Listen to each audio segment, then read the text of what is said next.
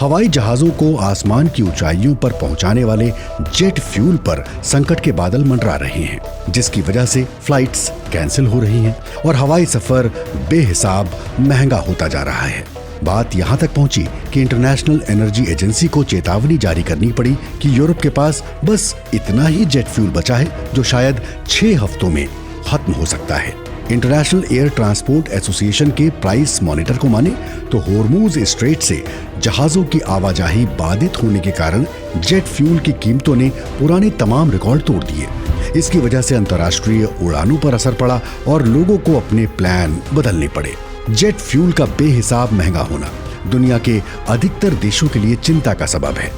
क्या बदले हालात में कार्गो फ्लाइट्स दुनिया भर में जरूरी चीजों को पहले की तरह पहुंचा पाएंगी? पश्चिम एशिया दुनिया के नक्शे पर हमारी धरती का वो हिस्सा है जिस पर पूरी दुनिया का ऑयल सिस्टम टिका हुआ है। एविएशन फ्यूल की सप्लाई भी पश्चिम एशिया पर निर्भर है, क्योंकि जेट फ्यूल को बनाने के लिए जिस क्रूड ऑयल की जरूरत होती है उसका ज्यादातर हिस्सा पश्चिम एशिया से आता है। जेट फ्यूल हो या क्रूड ऑयल, उसे दुनिया के अलग अलग हिस्सों में पहुंचाने वाले बड़े समुद्री मार्ग भी वेस्ट एशिया से ही गुजरते हैं। लेकिन आपको ये भी जानना चाहिए कि ऑयल प्रोडक्शन सिर्फ पश्चिम एशिया में ही नहीं होता। यूरोप, अफ्रीका और नॉर्थ अमेरिका में भी तेल उत्पादक देश हैं। आपको ये जानकर हैरानी हो सकती है कि जेट फ्यूल केरोसिन का ही एक रूप है, जिसे क्रूड ऑयल, पेट्रोल और डीजल को रिफाइन करके तैयार किया जाता है। लेकिन एरोप्लेन के विंग्स तक पहुंचने के लिए जेट फ्यूल ने बहुत लंबा सफर तय किया है। हवाई जहाजों के मापदंड इस मामले में बहुत कड़े हैं, क्योंकि टर्बोजेट इंजन बहुत सेंसिटिव एनवायरनमेंट में ऑपरेट करते हैं। इसलिए जेट फ्यूल में ऐसे केमिकल्स होने चाहिए जो बहुत ऊंचाई पर बहुत ठंडे वातावरण में भी एकदम सेफ हों, और इसमें किसी गलती की गुंजाइश न के बराबर होती है। जेट फ्यूल सप्लाई के लिए एक और बेहद महत्वपूर्ण फैक्टर है, और वो ये है कि ऑयल रिफाइनरीज किसी भी जगह नहीं बनाई जा सकती। मसलन उन्हें बहुत आबादी वाली जगहों पर नहीं बनाया जा सकता।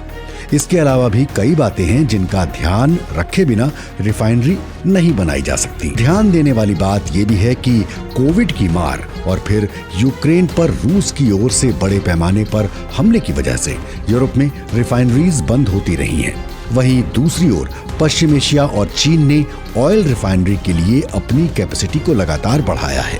और जब हम ये सवाल उठाते हैं कि दुनिया के देशों में जेट फ्यूल ऑयल क्या खत्म होने की कगार पर है, तो यहाँ हम बात करते हैं एक्सेस की, यानी पहुंच की, न कि तेल भंडारों की, क्योंकि धरती के नीचे तेल के प्रचुर भंडार हैं। ये अलग बात है कि वो भंडार अभी किसी के हाथ नहीं लगे हैं। क्रूड ऑयल यानी कच्चे तेल को रिफाइनरी में ले जाकर जेट फ्यूल में तब्दील किया जाता है। इसके बाद बारी आती है जेट फ्यूल को एक जगह से दूसरी जगह भेजने की, और इसके लिए मदद ली जाती है पाइपलाइंस, शिप्स, रेल, ट्रक्स और एयरपोर्ट फ्यूल फॉर्म्स की। जेट फ्यूल की प्रोडक्शन प्रोसेस जितनी साइंटिफिक है उतना ही जटिल है इसे एक जगह से दूसरी जगह ले जाना और स्टोर करना, क्योंकि एक ईंधन के तौर पर जेट फ्यूल बहुत ज्यादा सेंसिटिव है। तेल के लिए पश्चिम एशिया पर निर्भरता का बढ़ना यूरोप के लिए एक मुख्य समस्या रही, जो ईरान के साथ साथ अमेरिका इसराइल युद्ध की वजह से खुलकर सामने आ गई। इसी साल फरवरी में जब ईरान ने होर्मुज स्ट्रेट को बंद कर दिया तो उन तमाम तेल टैंकर्स और ऑयल शिपमेंट्स का रास्ता बंद हो गया, जो दुनिया के बाकी हिस्सों में गैस और पेट्रोल डीजल पहुंचा रहे थे। आपको जानकर ये हैरानी हो सकती है कि कुवैत का एक अकेला ऑयल फील्ड यूरोप के 10% जेट फ्यूल की जरूरतों को पूरा करता है।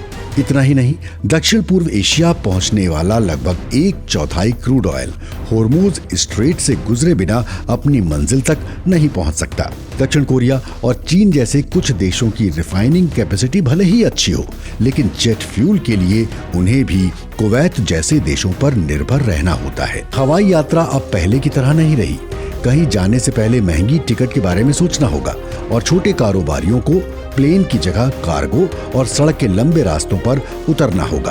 कहने को तो नाइजीरिया अफ्रीका का सबसे बड़ा ऑयल प्रोड्यूसर देश है, लेकिन लोकल रिफाइनिंग कैपेसिटी न होने के कारण इसे अपना तमाम क्रूड ऑयल एक्सपोर्ट करना पड़ता है।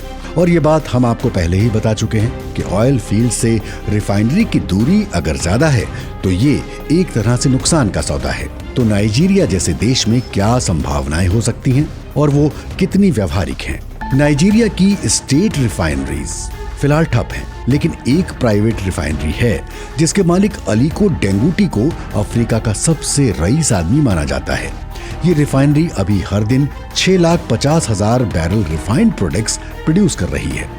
साल 2024 में इस कंपनी ने दावा किया था कि वो नाइजीरिया की 100% पेट्रोलियम जरूरतों को पूरा कर सकती है। इसमें केरोसिन और एविएशन जेट फ्यूल भी शामिल है, और साथ ही ये भी कहा था इसके बाद निर्यात करने की गुंजाइश भी बनी रहेगी।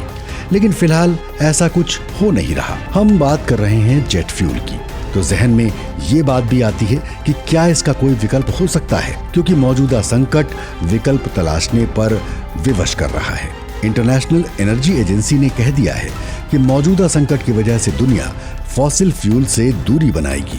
पश्चिम एशिया में हुए हालिया संघर्ष ने दुनिया को ये दिखा दिया कि क्रूड ऑयल और पेट्रोलियम प्रोडक्ट की सप्लाई किस हद तक बाधित हो सकती है और रोजमर्रा की जिंदगी पर उसका कितना गंभीर असर पड़ सकता है।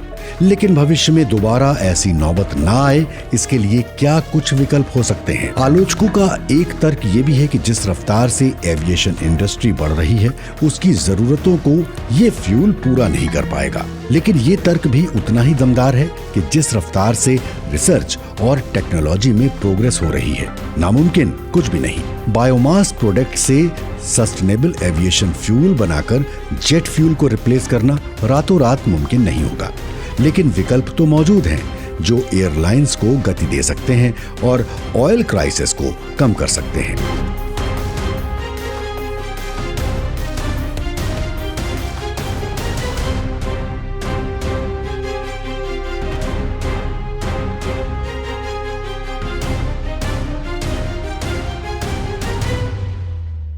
सच्चाई के साथ जुड़िए डेली इंडिया न्यूज के साथ।